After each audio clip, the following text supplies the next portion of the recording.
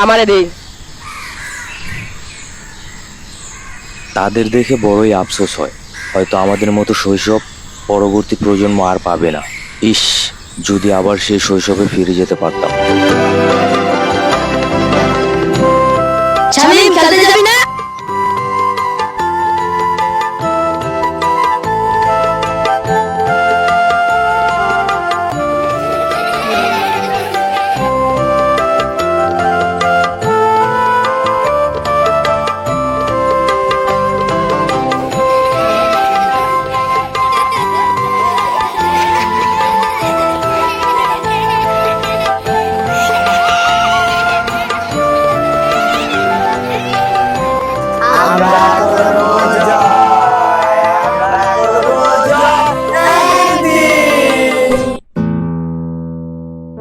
ছোটবেলায় আমাদের মনে হতো বড়দের জীবন কত সুন্দর, না পড়ালেখার চিন্তা, না কাজের চাপ। মনে হতো কবে যে আমরা বড় হব। সত্যি কথা বলতে, যে শৈশবকে আমরা পেছনে ফেলে এসেছি সেই দিনগুলো ছিল গল্পের মতো, একটা রূপকথার গল্প।